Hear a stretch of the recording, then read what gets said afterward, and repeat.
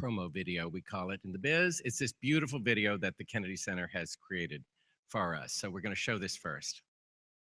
Get up. Yes.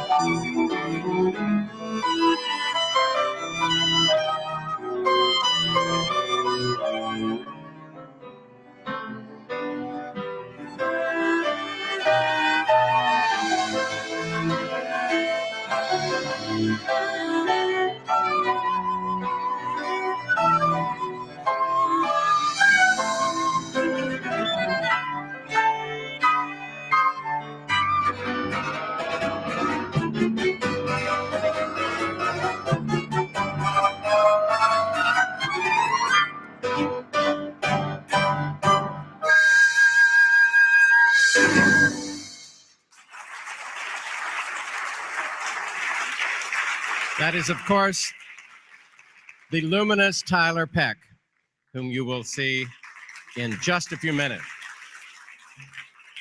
Hello, I'm William Ivey Long, and I will be your moderator today. This evening, you will hear from the three creators of The Little Dancer. And you will see 4 numbers from the show performed by the stars themselves of The Little Dancer, from Broadway to the New York City Ballet. The Little Dancer Orchestra is under the musical direction of David Loud, with special orchestrations for today only by Neil Douglas Riley and David Loud.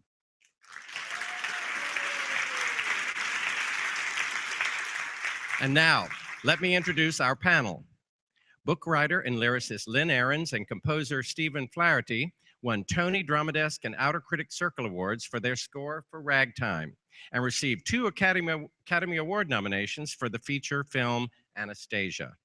Their many Broadway and off-Broadway credits include Once on This Island, My Favorite Year, last year's Rocky, A Man of No Importance, Lucky Stiff, The Glorious Ones, Dessa Rose, and Seussical, which is one of the most performed shows in America. They recently celebrated their 30th year of musical collaboration and will receive this year's Oscar Hammerstein Award for Lifetime Achievement. Ladies and gentlemen, Lynn Ahrens and Stephen Flaherty.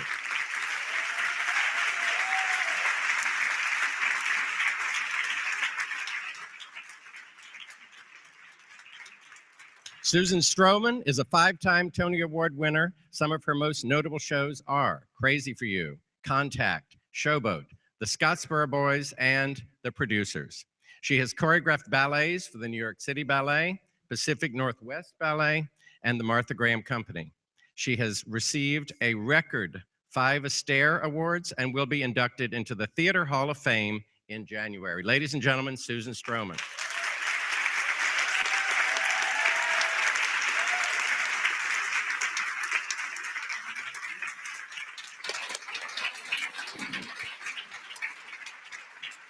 All right. And now, you've seen the promo video, you know the sculpture. Now, let's hear from the creators. Number 1, here we start. Do we have the projection? Yes, there we go. And Tyler, oh, you've seen Tyler, of course. Who was the little dancer aged 14? You want to take that, Lynn? Sure. Well, her name was Marie Van Goethem, and she was what at the time were called one of the little rats of the Paris Opera Ballet in Paris in about 1879, 80, 81. She was a beginning ballerina. She came to Paris from Belgium. Her parents were Belgian. She had two sisters, Charlotte the younger and Antoinette the older, and her dream was to be in the ballet. And there are very few facts known about her life, but she was a real flesh and blood girl who posed for that sculpture, which is what fascinated me about it ever since I was a little girl. But as an adult, I started to really wonder about her, and hence our musical was born. And Yes, I think the way musicals come to be are very different. You know, sometimes you base a musical on a novel, or someone hands you a screenplay, or you even have an image, like a girl in a yellow dress or something. You make a show out of that. But sometimes you do a musical because you want to work with particular collaborators. And Lynn and I had done A Christmas Carol at Madison Square Gardens for like 10 years, that big It was like we did 10 musicals together, basically. And we always wanted to, though, work together again, and I've always wanted to work with Stephen. So Lynn called and said, toss around some ideas. And what's so interesting is that I had just been to Paris at the Muséum d'Orsay and saw the statue and wondered about that little girl, why he chose that little girl. And it's just something that when, as a child, if you love dance, you grow up with that image your whole life. And to see the statue in person, it really, you know, if you see the statue in a museum, you always see little girls go up and hit fourth position around the statue, as I would do when I would go to the museum. So I had just seen the statue and wondered about it. And I came back to have this meeting that Lynn had set up. And I plopped down on her sofa. And she says to me, "Did you ever think about Degas' Little Dancer?" And I couldn't believe it. It was amazing. I said, yes, yes. And we didn't even think of another idea. That was the idea. was We it. were Yeah. off and running. The thing that excited us too is there's such mystery with that particular little girl. And this is actually probably the first musical that Lynn and I have done that's not an adaptation. It's not based on a film. It's not based on a book. And it's an original idea about real people who actually lived. And the thing I think we were all excited about is the fact that it would be Susan, Lynn, and I collaborating as equal collaborators on a piece about dance from day one. So the fact that, you know, we hadn't come up with a script or there wasn't source material other than this statue, and the fact that Stro is with us just right from the beginning, trying to figure out how to tell this story in dance. I learned a new word recently. Probably all of you know this word, but this is, I've been told, an ekphrastic work of art, which is a work of art, meaning the musical that is inspired by a work of art. And I thought that was really interesting because, you know, they say that art is a conversation through the ages. And you look at her and you start to really wonder what her life was like, and what her circumstances were, and who she was, and what her spirit was that inspired this great artist. She was a poverty-stricken little girl, young girl, and inspired a great artist. So there's mystery there, and there's excitement, and there's a world to be discovered. Do we know what happened to Marie Van Goethem? Well, what's interesting. Her family, her mother was a laundress. The father left, and the mother had 3 children. She had an older sister and a younger sister. The younger sister actually became a very famous ballerina at the Paris Opera Ballet and went on to be a very well-respected teacher. Her older sister sadly went into prostitution, and Marie disappeared. No one knows what happened to her. They just know that she was fired at some point from the Paris Opera Ballet, and her name is scratched out of the ledger. So we know that she did not end up a dancer ultimately, but nobody knows. She just vanished into the mists of history, and that's what makes drama, and, you know, and that's what sparked our imaginations. Yes, and in a way, it's bringing her back to life. Yeah. And in the story, what happened? Why did Degas begin sculpting from painting and pastelling and sketching the ballet? Well, what's interesting is that this is the first sculpture that he exhibited, and He didn't sculpt it as much as he built it. In fact, it was made out of wax. And they've done it, the original pieces at the National Gallery in Washington, D.C., where they've done x-rays. And inside it, you see lead pipes and paintbrushes and Corks. Yeah, corks for those wine and bottles. rags. He sort of built it and out of wax. And you see his fingerprints, you know, on the wax. So it's all Degas' fingerprints there. But he started to sculpt because he started to lose his eyesight. I think probably at like 45 years old, Yeah. he started to lose his sight. Although he lived a very long time, to like him in his 80s. In the last 10 years of his life, he was blind. But I think you can even recognize in a lot of his paintings, when he started, the tutus are very crisp and very clean. And as it goes on in the ages, they start to blur as he started to lose his sight. In fact, later we'll see the Guggenheim Degas ballet painting, and it's from 1903, and he died in 1917. And you'll see a definite change in the style, but that's in a few minutes. Mhm. But why was the sculpture so controversial Well, it was a at the time? it was a groundbreaking work of art. And just as we all try to break ground for ourselves with every show that we do, he wanted to do something new, something that hadn't been tried. And when you do that, you risk failure, as we all know. And he made a sculpture like none that had ever been seen before. It's the first, one of the first, I guess, or maybe the first mixed media works of art. So it wasn't a classical sculpture.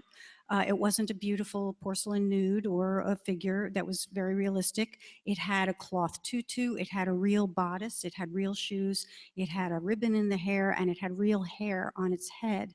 And it was shocking at the time. It shocked the public. They were outraged. They thought she looked hideous. They called her all sorts of names. They felt that he was portraying a criminal or a prostitute instead of a dancer. They had never seen anything that was so at once realistic and so in your face in a way, and so odd.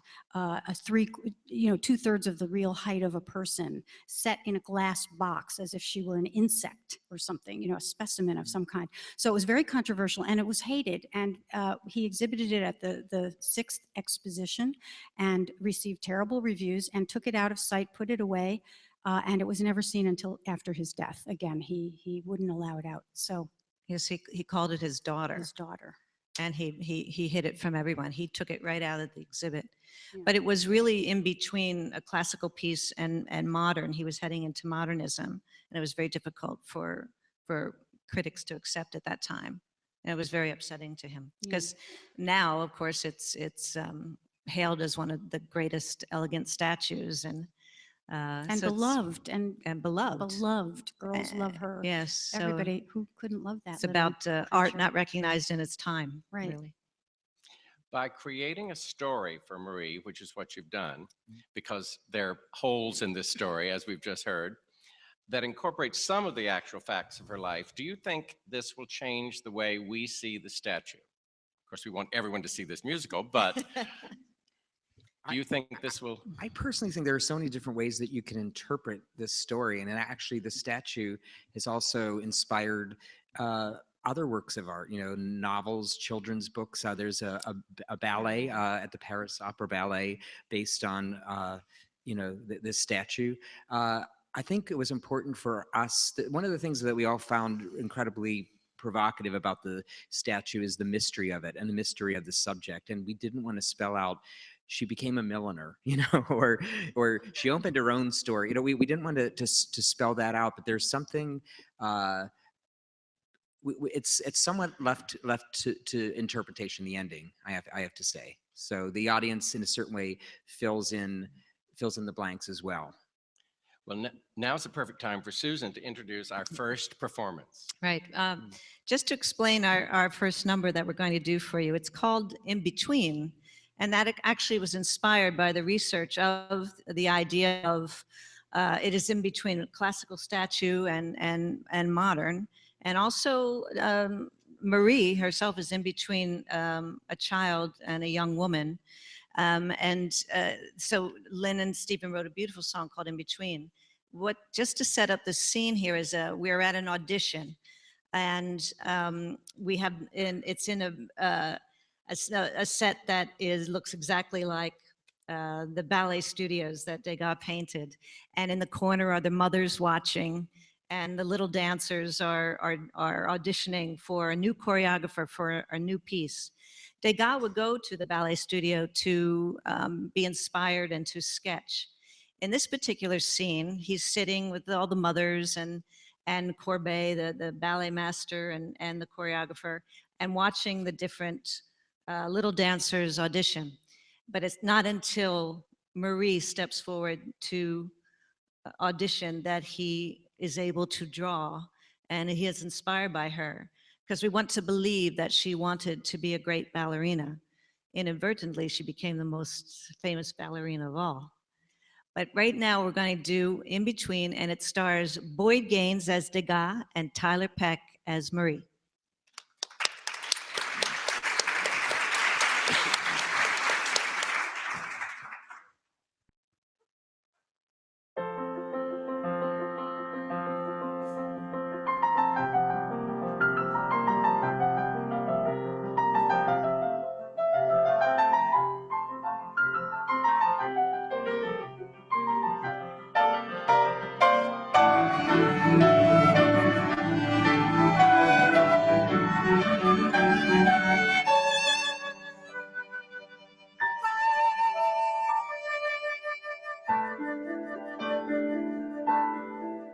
The injured eye, the awkward stance, but then this transformation when she starts to dance.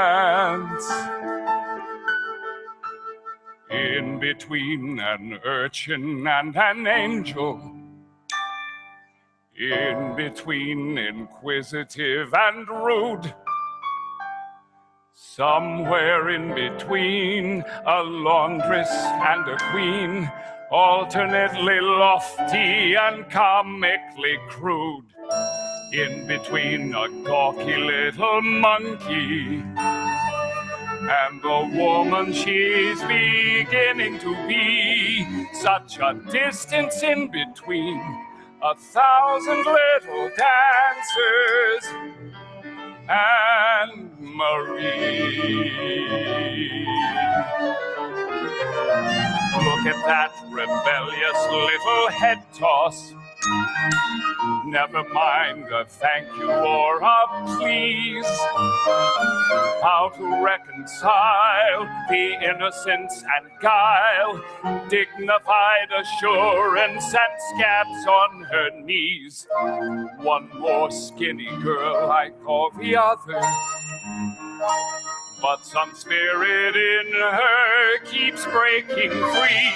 The difference in between 1,000 little dancers and Marie.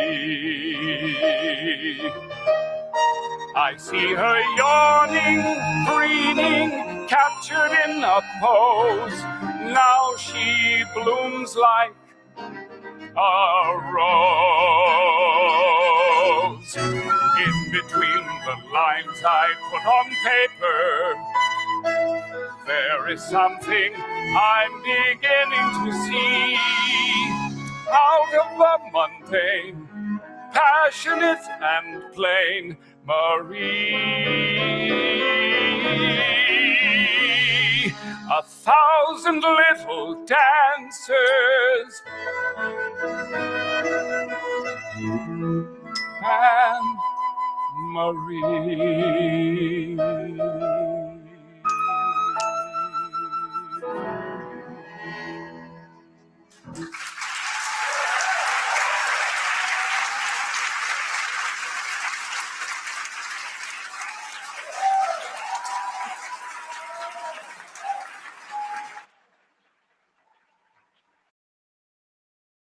Boyd Gaines and Tiler Peck. Wow. We're very lucky. Boyd Gaines is one of our greatest actors in the theater, and then Tiler Peck is one of our greatest dancers in America. And just to say a little bit about the relationship of those characters, what we've created is that she is a poor girl in our story. She's a bit of an artful dodger, where she picks a pocket or two actually to to make ends meet. That angelic girl. But she wants to be a dancer, because of her poverty-stricken existence. As in a chorus line, everything is beautiful at the ballet, and she wants to be a ballerina. But her relationship with Degas is she picked the wrong pocket. I'll just say that. And so he makes her pose, and they have great language together. You want to believe when you see that statue that he chose that girl because she was a character, and you can see in the statue that she had fight and she had language and spirit and spirit and a cocky, stubborn personality. Yeah, a real personality. Different from the other ballerinas he would paint and draw. So you want to just believe they had, quite the dialogue together. Now, is there more to this than talk about Degas' relationship with the ballet? You started on it a little earlier, but one of the interesting things to me was that it was known as the painter of dancers, but in fact he was painting movement and fabrics. That's what he was interested in.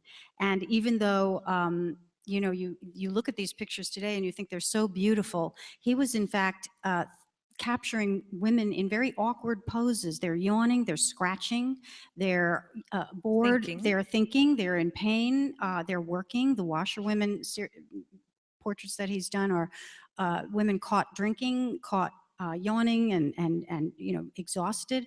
And he really was capturing the way they moved and the way they actually lived and behaved. Somehow he managed to make these paintings that today we think are absolutely beautiful. But in the day that he was doing them, they were different. They were thought of a little differently. They were beloved. He was famous, but they weren't considered beauty for the sake of beauty. He was interested in movement, in fabric, in texture, and not in people. And one of the interesting things, I think, when Stephen and I started talking about this together was the fact that because Degas was shifting to losing his eyesight and having trouble painting, we thought that dramatically it might be interesting to have him begin to see a human being as three-dimensional for the first time. He was a notorious curmudgeon. He never married. To history's knowledge, he never had a relationship with a woman or with anybody. He was very crusty. He was known for his sharp tongue, and so we thought it was very interesting to see what his relationship with this girl would be all about, and what that musical vocabulary was. Just to and one of the things that really inspired me, we'll talk about the music a little more later, is just really when you think about all of the different permutations he did, all of the dancers in all of these poses and situations over his career, it's really an incredible look at what theme and variation really is about. And I thought musically, that's something we could really, really capture in a subtle way in this show. So even if there's sketches of Marie all through his studio, there could also be musical hints of her essence all through the score. So that's something we really were excited about. Talk a little about what is the rat? What is the ballet rat? The ranks of the dancers, and who are the abonnés? Oh, right. Well, they would rank the dancers. The étoile would be a premier dancer, and then the sujets would be the soloists. The rats were the littlest ones or the youngest ones, and they called them the rats because they would scurry around the Paris Opera. And they were always under everybody's feet, and a lot of them were poor girls that would hope to become ballerinas, so they were referred to as the rats all the time. And the next rank up from rat was once they got into the ensemble of the ballet, and got a little featured role, they were called a coryphée. And in our story, Marie is one of those dancers who is singled out for a very small role and is going to become a coryphée if all goes well. So, and the abonnés are, if you look at Degas' paintings, there are men in top hats and long black coats kind of peering in from the side. You see them like looking in the wings and they're peeking around. I thought they were producers. But But no. yeah. It's the same lurking quality. Yes, right. But in really Menace. reading up on it, the abonnés would be patrons that would donate money to the opera ballet, and a lot of times they would be allowed backstage, and a lot of times they would pay the mothers of the girls to just be close to the girls and watch the girls. And I think Degas was putting them in these paintings, sort of lurking around, as almost a warning in a way. And they're called the abonnés. And so now when you look at Degas' painting, you see them peeking around the They're corner. like all the black time. silhouetted men with hats on Yeah. most of the time. It's a little bit like just for continue on the voyeurism, since you started on the point of That was view. not on the list of questions. No, it isn't. It This isn't. is his. They gave you the questions, but I want to know. Well, it's who knows, I mean, they were always backstage and they would be there at the Paris Opera Ballet. There's a thing in the Foyer de la Danse at intermission. They would allow the ballerinas to go there and mingle with the patrons. And they're even in the wings. Yes, they're in the Oh, Oh, wings. my wings. goodness. Backstage. They're Can you imagine? backstage, I know. Mhm. They were, I they were can't imagine. subscribers, wealthy subscribers who kept the ballet going and got privileges in return. And it was it was accepted, it was known, it wasn't particularly talked about, but the mothers were in favor of this because every ballerina needed a patron, somebody to help them along in their career, and favors and things were exchanged, and it could make a girl's career or not. So it's a very interesting and sort of a dark world. If you want to get into that, which we do ever so And slightly. it's one of the subtexts in our story. I think we're ready for our second performance. Susan, would you All right, yes. So introduce? now our second song is called Musicians, Dancers, and Fools. And it is our little Marie has a love interest and named Christian, and he is the violinist in the rehearsal studio. If you look at Degas' paintings, the violinist is always there in the corner. So he plays the violin, and he follows her home out into the street. And this particular number we do outside, and we're not opening up for the dance break on this one because it involves a cast of many. But he not only plays the violin at the Paris Opera Ballet, he also busks for coins. He's a busker, street busker, and he busks for coins in the street. In this particular number, she helps him do that by dancing a little bit, so he gets more money in his cap. But we need a cast of thousands to show you that. But we are going to sing this song, and to sing this song for us is Kyle Harris and Tiler Peck, Musicians, Dancers, and Fools.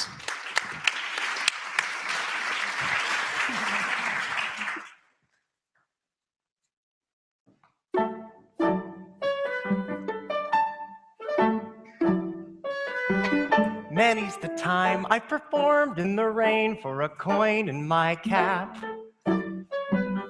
Arrested in many a little town square, who knows where on the map. Slept under bridges and run from the dogs, been thrown out of all the finest schools. But such are the interesting lives of musicians and dancers and fools. I look at you and I see you're a girl who thinks fast on her feet. Someone who dances alone to her own unmistakable beat. Me with my fiddle and you on your toes, finding new ways to bend the rules. We lead the interesting lives of the people you meet, who do what they do for a coin on the street. The interesting lives of musicians and dancers and fools.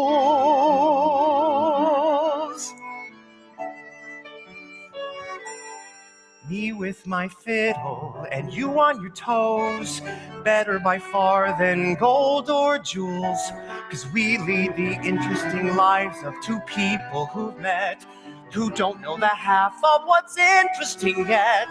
The interesting lives of musicians and dancers and fools.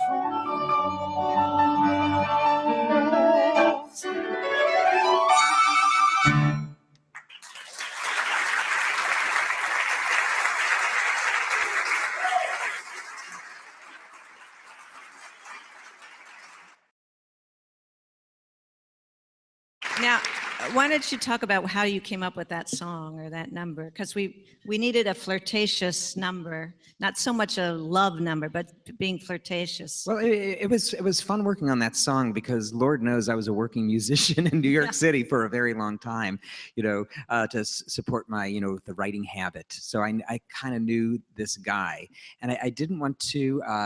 Some of the other numbers in the show are certainly more Parisian or more in the period. You know, we'll talk about the musical palette in a bit, but this I just thought I want to put a lot of character in the song for this guy, and it should really feel like a guy who's smart. He's not educated at the conservatory, but he's really fast on his feet. He's really thinking in the moment, and he knows that this girl, he sees himself in her and vice versa, and he has to get her to know her better, whatever it takes. And so he's relying entirely on charm and goodwill, and it was really fun to write the song and to work on this arrangement, because the earlier drafts, it kept coming across as very romantic, and Stroh would say, that's act two, that's act two.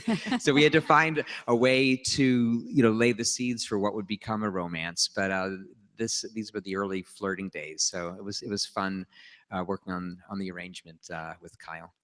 I will just add to that, just sitting and watching these numbers, this is the first time we've seen them with a bit of orchestration anywhere in public. So this is kind of special. Yeah, you're having a little theater history. It's a little theater history. And you know, I'm sitting here thinking, oh, musicians and dancers and fools. And, you know, it's kind of perfect.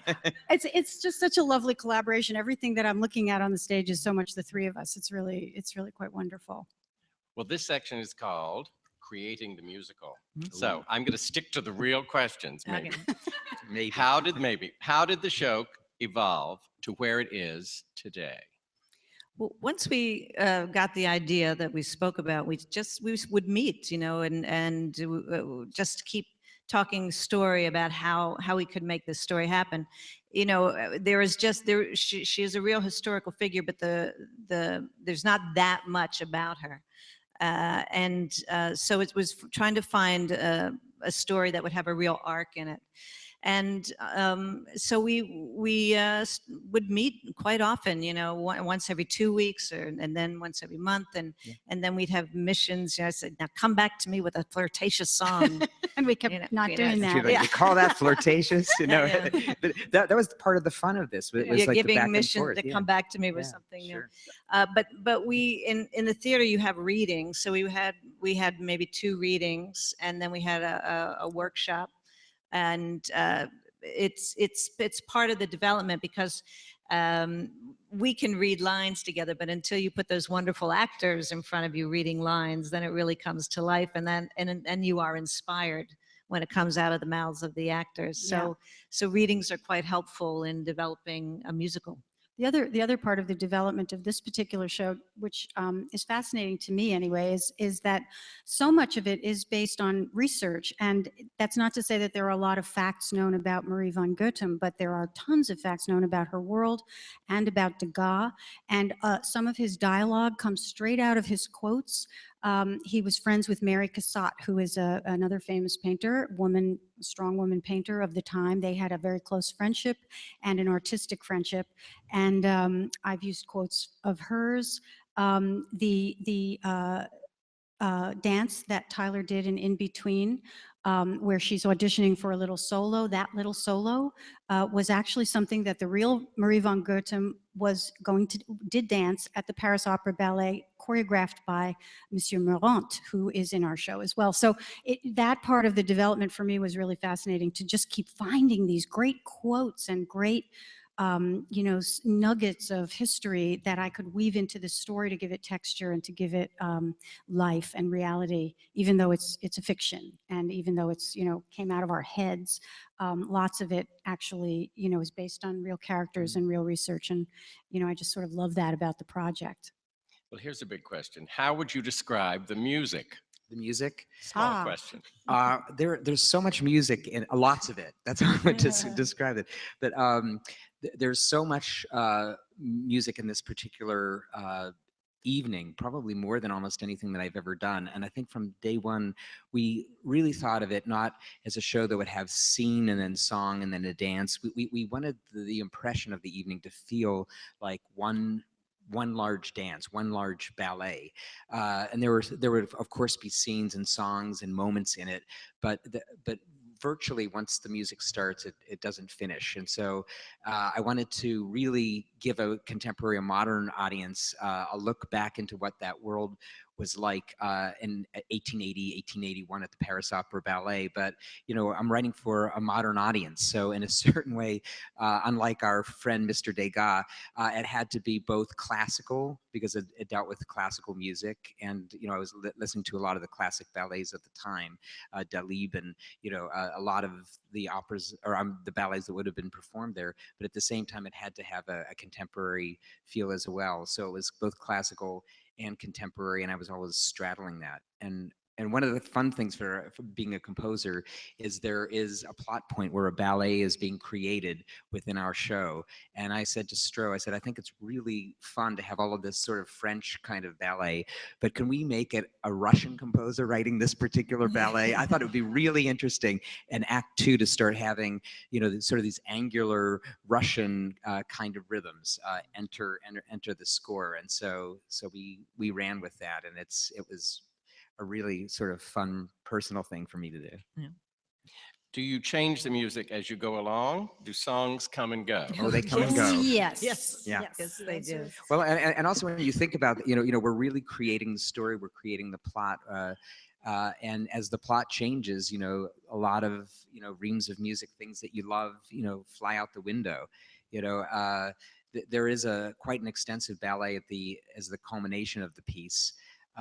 It's maybe 10 to 12 minutes long, and we wove all of the themes of the piece into this ballet. So it's really told this section of the show really just through dance, through music, and through color.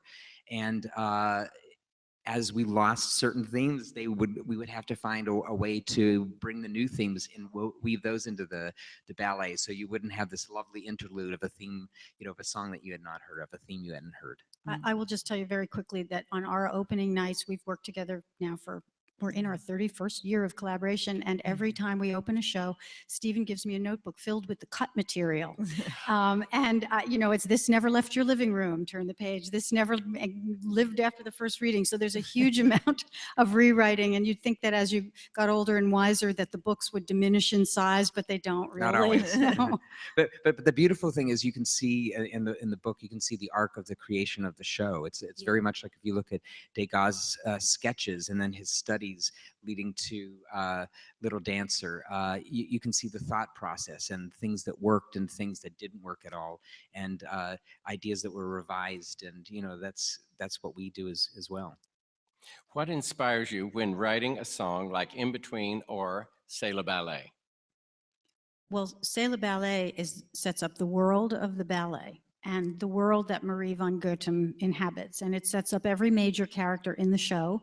It sets up plot and theme. That's what opening numbers often do, if they're wonderful opening numbers, as ours is. And you start out trying. Usually they say you write the opening number. It's the first thing you write and the last thing you write when you're writing a musical, because by the time you get to the end of the show, there are all these musical themes that have been created that you then want to put into the opening of the show. But with C'est le Ballet, I don't think we did that so much, did we? Well, I had to create something that instantly told you this is the musical vocabulary for the evening. This is what this world sounds like. Also, there's a memory element to the piece. that we'll get to in a moment, where a character is looking back at it. So it starts as a memory into what the world was like, and then you have to create the world, you have to create the architecture of the world. And also we set up the idea of the abonnés. You know, we introduce them right at the front, what they sound like, what this low male singing against the singing of the young rats, you know, the girls. So all of a sudden you have all of these different vocal colors who are characters, and you begin to weave them. And there's a choreographic yes. Language that's established in that song as well. Yes, just for an opening number like C'est la Ballet, it really, you need to help the audience feel that they know where we're Where they going, or are. where we're headed, or make them understand a vocabulary of choreography and visuals and music. Yeah.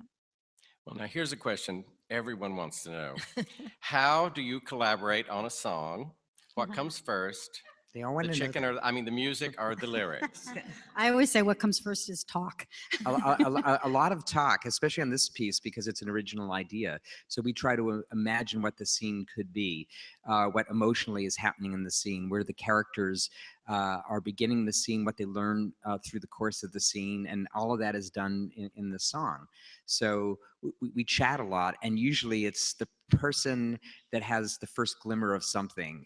It's their duty to begin, you know, and I'll say to Lynn sometimes, you know, just give me a title or a few sentences, and she'll say, oh no, music could really help me. Just put your fingers just on put the your fingers keys. to the keys. So it's a bit of a dare, and you know, and sometimes you're tap dancing, you know, going around that for a bit. But a lot of the songs for this particular show were written in the room together. Several of the major songs were written music first, and I believe the song that's coming up next was written lyrics first. So it's both and all. Yeah. Susan, Yes. tell us how you stage a musical number like we've just seen, Musicians, Dancers, and Fools. Is there something specific that inspired that choreography? Well, it's, you know, what inspires you really are the characters in the theater. It's very different because than choreographing for a ballet where it's more abstract. In the theater, you are creating for specific characters. So people move in a different way. Degas would move very differently than Marie. So the way people move, their whole being and their character has to be exemplified in the movement. And so for something like Musicians and Dancers and Fools, when they're out on the street, you know, people keep walking past his cap and not putting money in.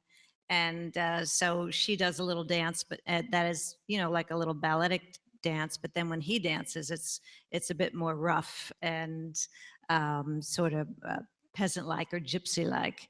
So his movement is very different from hers. So the character plays a great part in movement. We go to a place called the Rat Mort, and which Degas would paint a nightclub. And in there, you know, the dancing is a swirl of colors, and you know, the absinthe drinker is there, and so the dancing is a bit more salacious and bawdy. And so that choreography is very different from what we see in C'est la Ballet. Can I just ask one question, or actually just ask you to talk just a little bit more?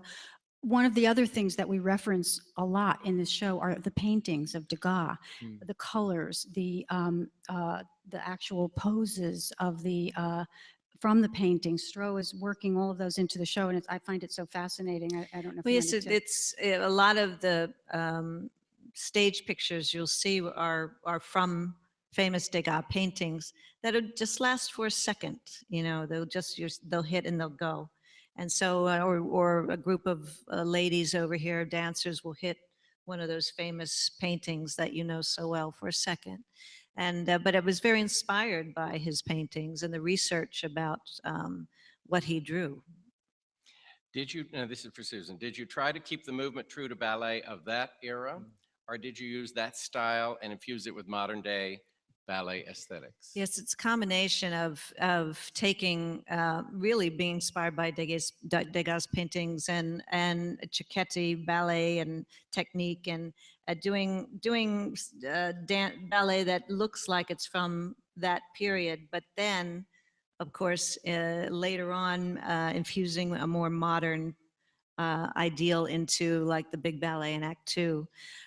So it has both in it, not unlike the whole show, not unlike Degas' statue being classical and modern, and Stephen and Lynn's music being classical and modern.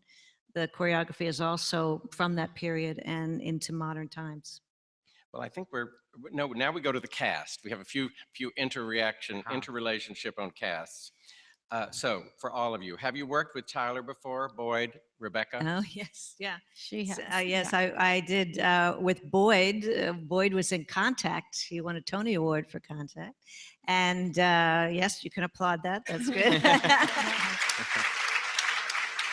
And Tyler, when she was 11 years old, was in my big revival of The Music Man, when she was a little girl in that. Now she's a star at the New York City Ballet. She was Gracie Shin. She was Gracie Shin. And no, for that. And Rebecca did Showboat for me, and also The Music Man. She was Magnolia in Showboat, and she was Marion in The Music Man. And so yes, very good. So I know these actors very well. Kyle is due to me, and our little Charlotte, played by Sophia, is due to me too. What was it about Tyler that made you think she would make such a wonderful Marie? Well, because she can act. I mean, she's, you've probably all seen her dance, and she is a dancer who can really act, and her stage presence is unmatched, really. It goes across the footlights. And talk about the pieces we've done with her at the New York City Ballet. Yes, we did. Very character-driven. Yes, we did a big ballet there called Double Feature, full-length ballet at New York City Ballet. And Tyler was in that, and the second act of that was a comedy, and Tyler was very funny in it. And we also did Frankie and Johnny and Rose there. That's right. Which was Ellington music, and she was wonderful in that as well. But and William did the costumes for those ballets up there, as well as he's doing all the costumes and Music Man and Contact and Contact. William, how many shows have you done? Voyeur. How many shows have you done, William, as designed for? Just under 70. Oh my God, 70! Yeah. Oh my God! And that's this year. That's this week. Right. There are two Maries in the show: Adult Marie and Young Marie. This is Yes. leading into our next number. Yes. Yeah. So, what was the reason for that? Well, it's we used it as a device to get into our story. We have an adult Marie and a young Marie, and Rebecca Luca plays adult Marie, and of course Tyler is young Marie, and William Ivey Long is going to make them look exactly alike. You're going to be amazed. Yes. But I think one of the reasons we decided, and we were talking about the development of the show and how it, we would sit around a table and read a draft and go away and do another draft, and we've been working on this show pretty much since 2006, and shows take a long time to evolve, and particularly when they're originals.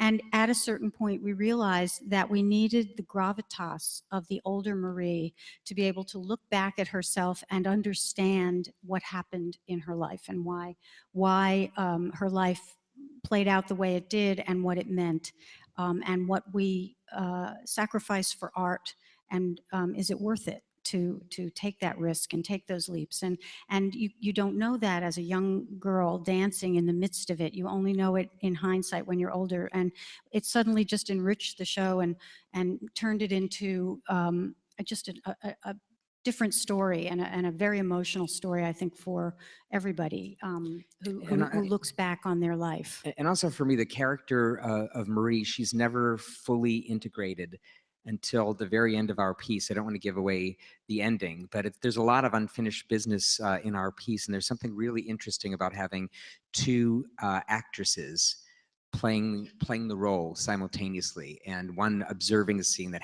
happened and then commenting on it musically. And it's a really theatrical device, and it's something that made our piece really come alive, I think. Mm-hmm. This is the perfect lead-in for Susan to introduce performance number 3, The Little Hole in the Wall. Yes, this song is called The Little Hole in the Wall, and this is, we have adult Marie and young Marie and her little sister, Charlotte. And Marie, as I said before, is like a little Artful Dodger, so she brings things home for her little sister, but they want to hide it from their mother because their mother will drink it all away. So they find Marie finds a little hole in the wall. We have a chair to represent a wall here, but so they take what they can find, a bun or a coin or whatever they can find, and they put it in a hole in the wall to hide from their mom. And in this particular number, you see adult Marie is remembering this and remembering the visual, because in fact our show opens with adult Marie looking back and explaining to Mary Cassatt, actually, that she is the statue. And she starts to tell her the story about her relationship with Degas and what happened then. So in this next piece, we have Rebecca Luker and Tiler Peck and Sophia Ann Caruso singing Little Hole in the Wall.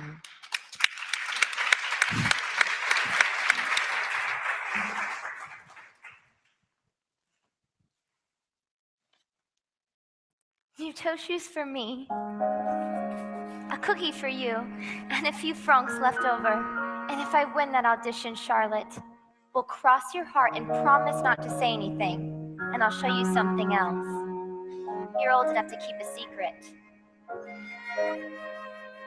There's a bit of money I've stashed away in a little hole in the wall.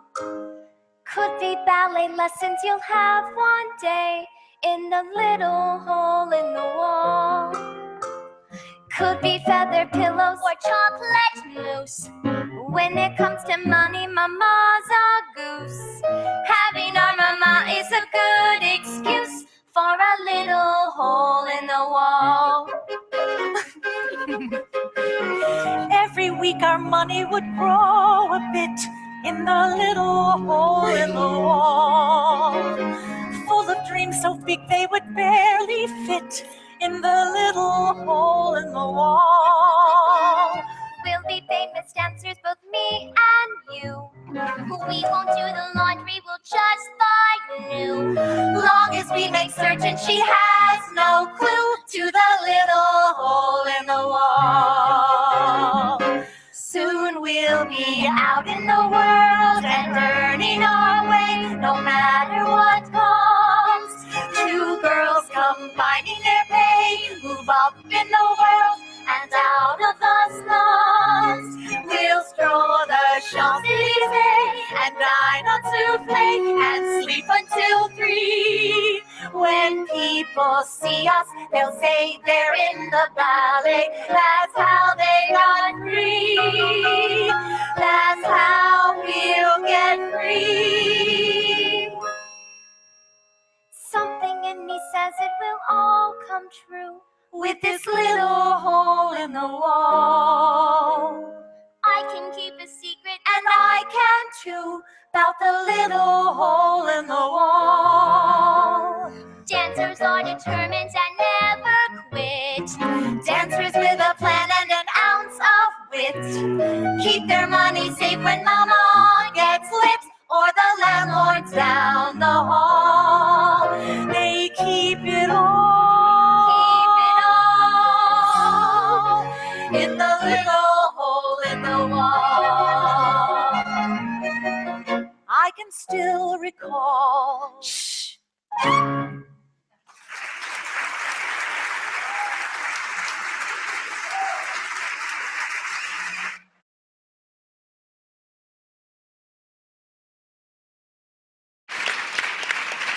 Rebecca Luker, Tiler Peck, and Sophia. Stephen, Yeah. You've mentioned a few times that we'll get to that later. Oh. I don't have the later on my list. What were you going to continue talking about? Oh, about the music? Yes. Well, you know, it's an interesting thing. In a musical, you're writing for character, but you're also writing for a particular place and period. And a lot of the score is written for younger singers, you know, the younger Rats and Marie and her sister Charlotte.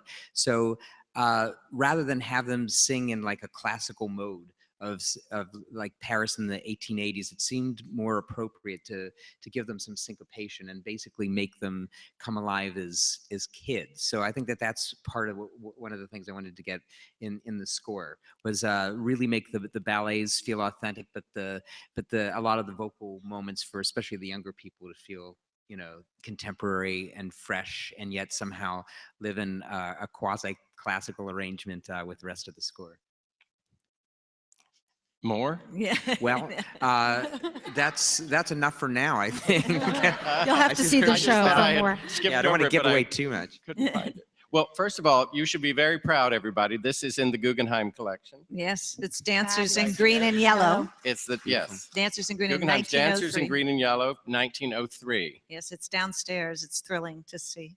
And you can see how the technique is a little blurry. This is where his eyesight was quite bad. The tutus aren't quite as crisp. Yeah. It's still beautiful. I also find the colors in these later ones more vibrant. You know, there's more Definitely. subtlety between this red and that red, and you know this, Mhm. and it's much more eye popping, I think. Yes. Have we gone over this one? But it seems like a good one. Many people are familiar with the bronze casts, the many bronze casts of the original wax sculpture. When you first saw the original piece, what did you notice? Well, there are, what's interesting, I didn't realize there were so many bronze sculptures of Little Dancer. I just thought the museums were like sharing it. I thought, I would see it as a kid. I would see it, you know, at the MoMA or the Museum d'Orsay or up at the Clark or the National, oh, geez, they're just passing the statue around. But what happened was after Degas passed, his family allowed 20 bronze casts to be made off of the statue that he created. But the original statue is in the gallery, the National Gallery. But I think we spoke about this before, just I would stare at the statue and be so interested about her character because she did look like she had spirit and, you know, just kind of, you know, dialogue and, you know, that she was really a fighter. And I think that's what attracted us to it most of all. Yeah. One of the things about the original, which is made of wax, it's a mixture of wax and clay of some kind, but he felt it had a translucence almost like skin. And when you look at the one that is the one that he actually constructed in the National Gallery, you do have a sense, even though the wax is darkened to a sort of a dark brownish red color, it's different than the bronzes, which are also exquisite, but there's something about that wax original that is very tactile and very, very realistic. Mm-hmm. And of course, it's changed very much. We all know, you can go and read these fabulous new treatises on it about the way the wax has sort of changed, and he painted it. He tinted the skin to look like her skin, but right now it's very nut brown, It's dark, completely, yeah. uniformly nut brown. Yeah. But also it was rather manhandled in the casting process. Yes. And Yes. which is, we've all been studying and just fascinating. In fact, that button, which I, of course, have been scrupulous to leave unbuttoned, the second from the bottom, we think, supposedly the people who were taking it apart to cast it, they forgot to button it back in. Wow. So Wow. there it is. And thus art history gossip has been made. But there it is. So Yes.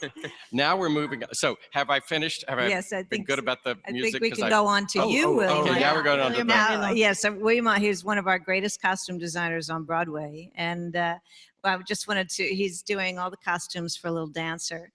And I just wanted you to talk about, William, just how you were inspired by Well, Degas. I think I could capitalize hubris, and that would describe my entire approach, because I've been trying to do, and I think we got some pictures, I've been doing sketches after Degas, of course, as I said, hubris. So here we go. That's good. So, but I did them in ink, but then I painted them in pastel, which of course is what his sketching style, you know, and there's fabulous pastels. So, but as I said, hubris will come back and bite me, but here goes the next ones. Here we go. Next.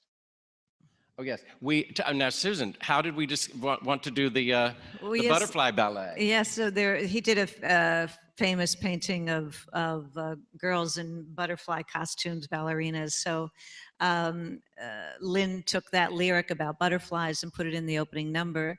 And so I brought the rats in and did a little piece of choreography for them as butterflies, and then William made And we the have costume. hierarchy. We have the monarch butterfly, obviously, the Yeah. star, and then we have the ones that, you know, are hit the windshield of your car. Oh. Okay.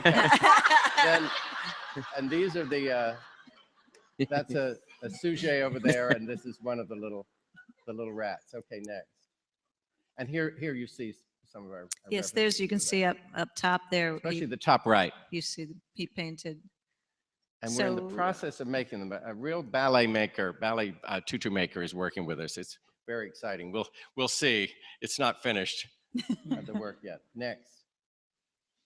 These are, now these, for me, these were the most exciting, trying to figure out, they, you know, very corseted bodices, very boned bodices, very tight boned bodices on these little girls.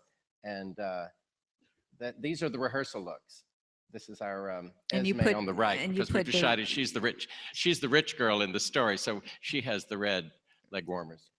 Okay, more stretching and straining, and of course you read about Degas, and he's so interested in the angles of the musculature and the tortured nature. But then I'm not going to talk more about that. Okay, next. Okay, these are.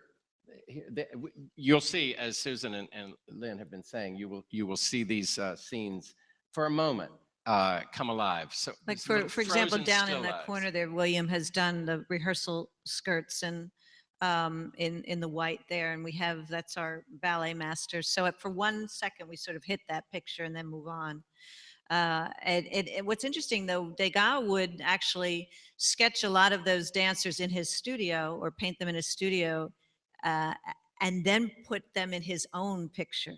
He would go to the ballet studio, but then he would go home and then, like, he would take that girl and put her there and put that girl there, and he would not, as opposed to be sitting there all day and drawing that, he would make up his own rehearsal composition drawing. You can see on the top left the exhaustion and the boredom, you know, that he liked to capture these odd moments of the girls. Because most of our numbers are in rehearsal clothes. Yes. So next we have another performance look. Yes, this is the number, the Algerian number, and there's a plot.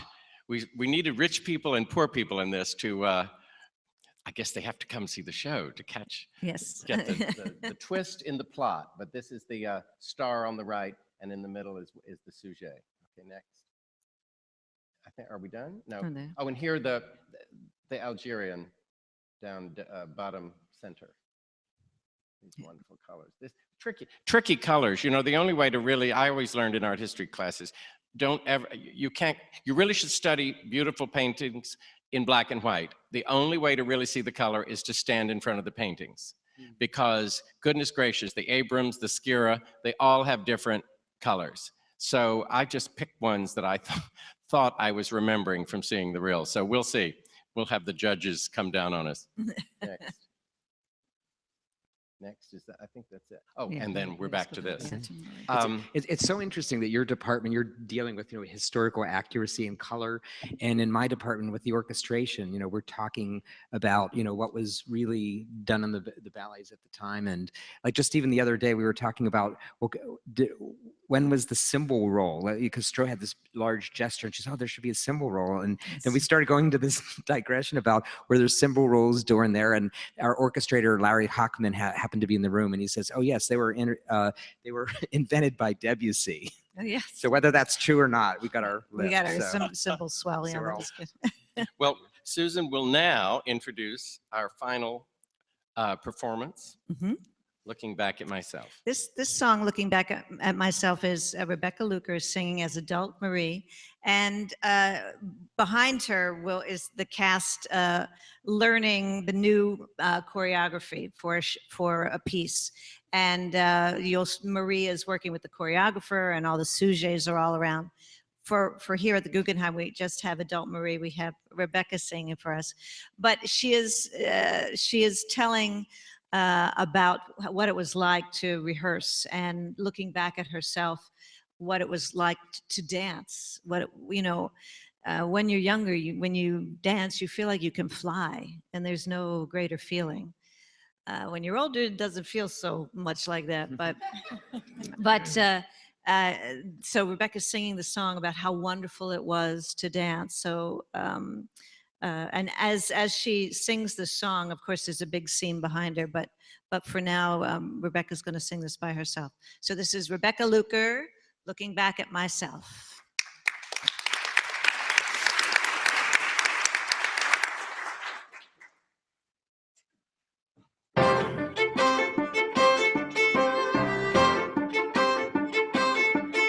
Like a curtain going up on a scene from a ballet. See a rainy afternoon, a rehearsal underway, and a nervous little dancer with a tiny role to play. It's all clear as day, looking back at myself.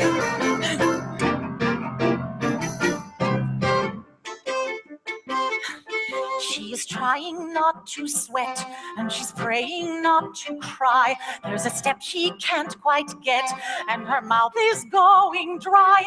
She is up to here with hope and fear, and youthful do or die. And no wonder why, looking back at myself.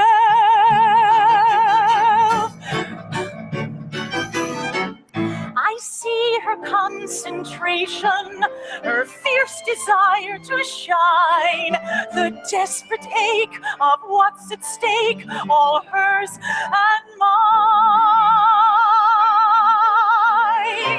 With the rain still coming down and rehearsal almost through, see that small determined frown as her body takes a cue, and I suddenly remember every joy I ever knew. See how she dances on air, and all at once I am there. Music and memory catching my heart unaware. Dancing again, looking back at myself.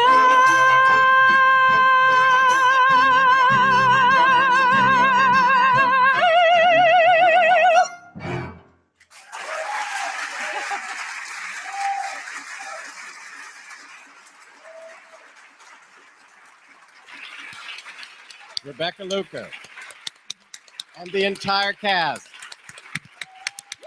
Woo!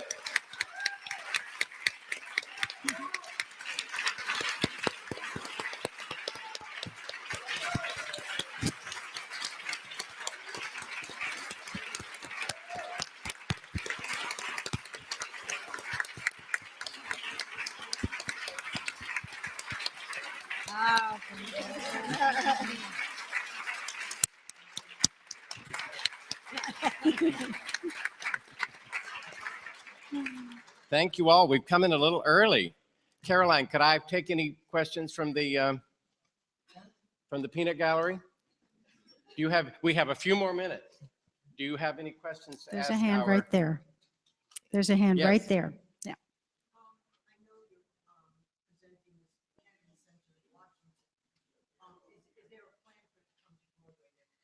Well, as right now, it's for the Kennedy Center, and that's where all our focus is. And fingers crossed, we'll have it'll have a life somewhere else, like New York, hopefully. We usually say answer that with your lips to God's ears. Right. Yes. That's usually the Yes, that's yes. the classic Back response. there. Yes. Yes.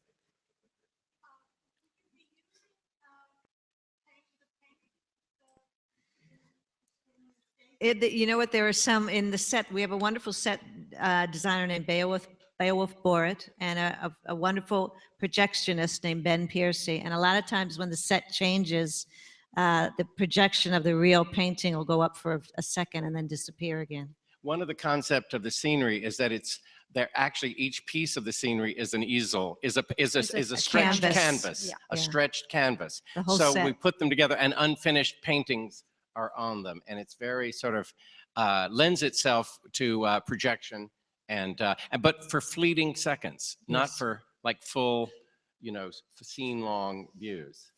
So it'll be very exciting, something we've not tried before. And in one scene, Mary Cassatt enters, bringing with her a painting that she actually did, and that was actually exhibited at the 6th exposition, along with Little Dancer sculpture, her sister crocheting at the Garden of Marley, and she takes that painting and puts it down for his approval. So, you know, we're using all sorts of references to the real deal. Any other questions? No, well, come see Little Dancer. In the Come Kennedy see it. Center. Thank you very much. So much. Thank you. Thank you.